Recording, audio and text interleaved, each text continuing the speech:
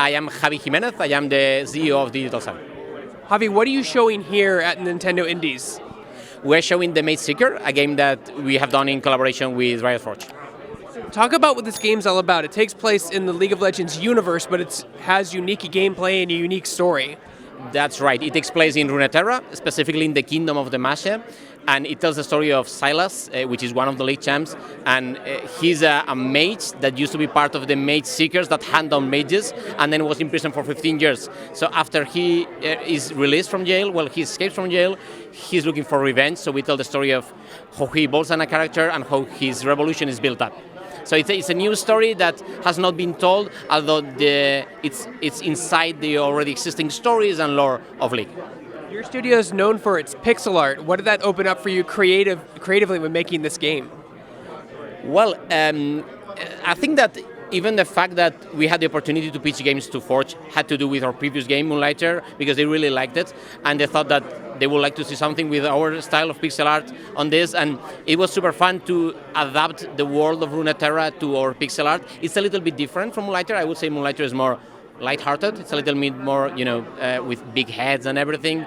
So here we have a more realistic proportions with a more serious tone, and I think that we were able to build on top of what we learned on Moonlighter and make it, go a little bit farther, and it was super fun.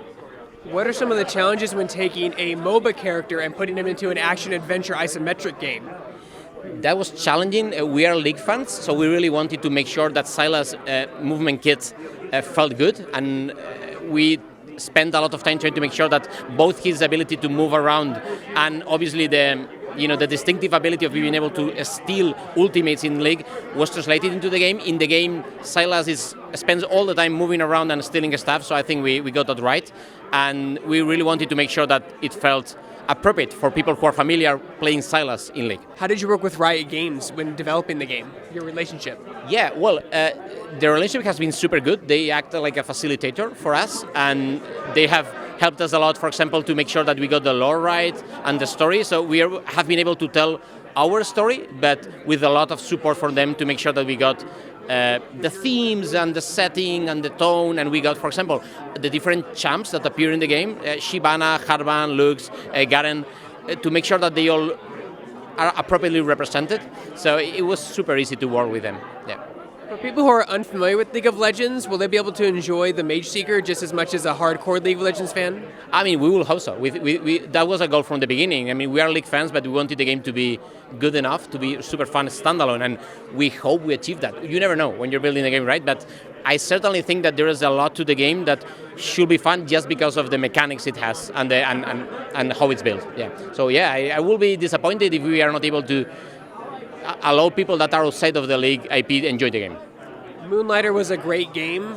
What did your team learn from that game that you brought over with you to Mageseeker? Oh my God, I don't know where to start, but we learned a lot from Moonlighter because it was our first game, so you learn a lot, the first time. A lot of stuff, from the importance of pre-production to how the game is built technically to make it more stable, to, like I said, we knew some stuff about pixel art after Moonlighter, but we were able to build on top of that, so a lot of things. For example, it's a little bit of a technical stuff, or production stuff, but in Moonlighter I feel that the game turned out to be a little bit repetitive. It's a roguelite, so you have the back and forth between the dungeon and the shop, but as the game progresses, the mechanics feel like repetitive a little bit. That's how we feel about it.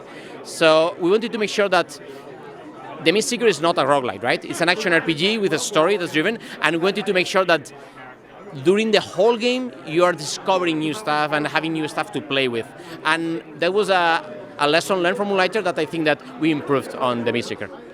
So your Moonlighter was heavily inspired by Zelda games. What inspired you with Mageseeker? What kind of games inspired this one?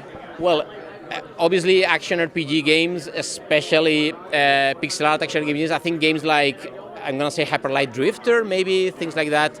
Children of Morta, those things were always on our view. And I don't know, it takes elements from other games that, even like AAA hack and slash, like God of War, you get some elements from here and there, even if it's a different game. So tons of things, yeah.